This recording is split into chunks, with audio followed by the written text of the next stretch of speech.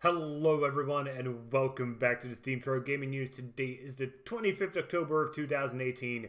My name is Kralizec and I will be your host for the evening. Today we're going to talk about Microsoft Game Pass, as it is apparently coming to PC as well.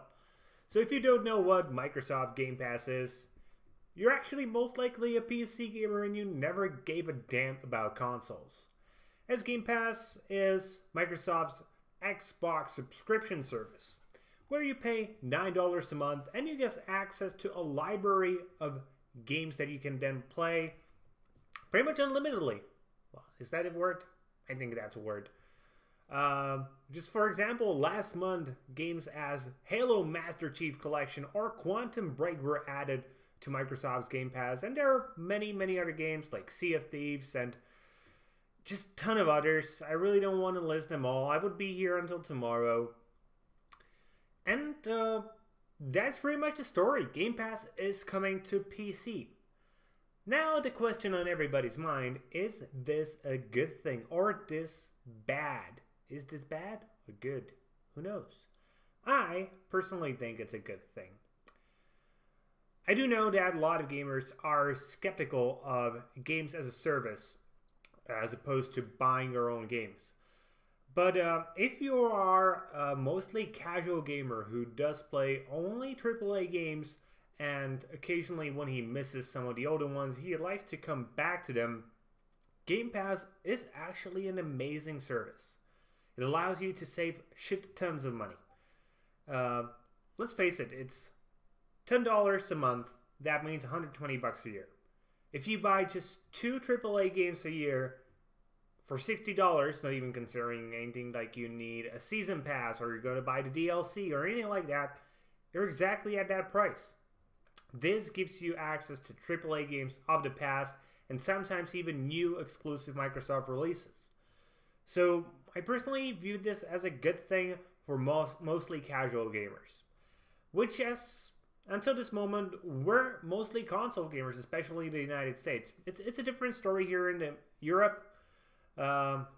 Here, even casual gamers usually game on their PC. Yes, obviously you do still have a presence for the PlayStation and for Xbox and even for Nintendo consoles, but mostly just everybody has a PC. Even my girlfriend, she's like the most casual gamer ever. She plays games like Clash Royale on her phone. She plays The Sims and Rocket League. Yet, she still plays on her PC, on her laptop to be more specific. But it's still a PC nonetheless. And I think this is Microsoft's further move towards providing games as a service as a whole. We are going to start to see more subscription-based services coming to PC. And if you add in the possibility of streaming games becoming more and more of a focus of these giants such as Sony and Microsoft and other companies such as Google, for example, or Nvidia, it's really their push to get even PC gamers used to paying for games as a service as opposed to buying games fully on Steam. And I do not think that Steam will just disappear, but it will be two different ways of buying games, or getting games to be more specific, that can coexist with each other.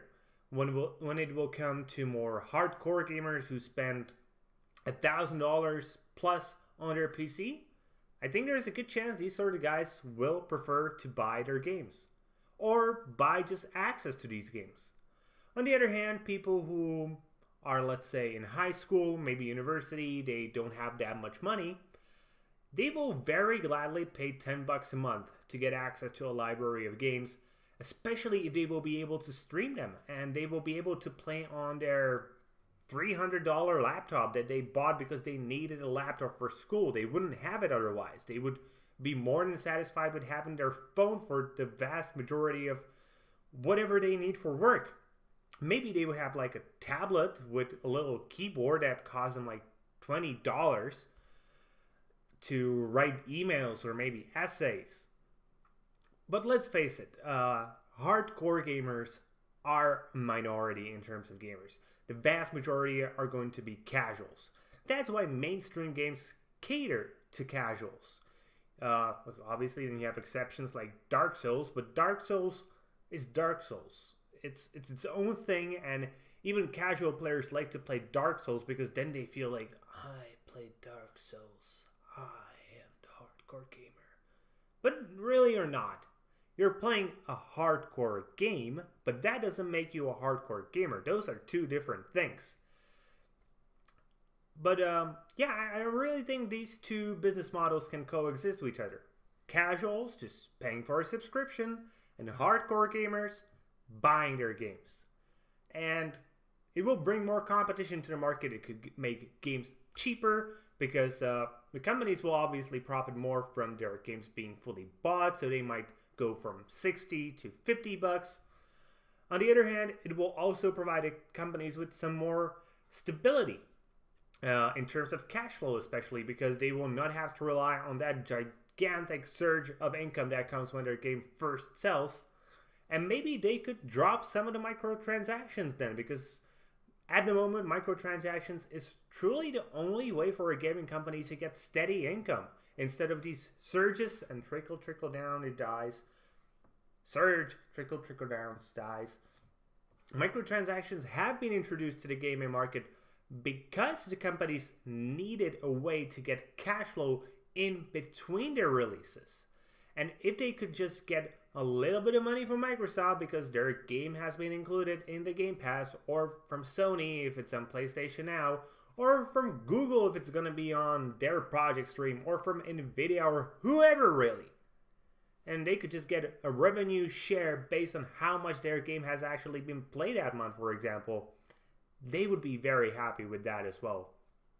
So hopefully this thing actually gets implemented. It gets implemented well without any dumbassatory things like you have to be always online to play any of the games you have under your Microsoft Game Pass.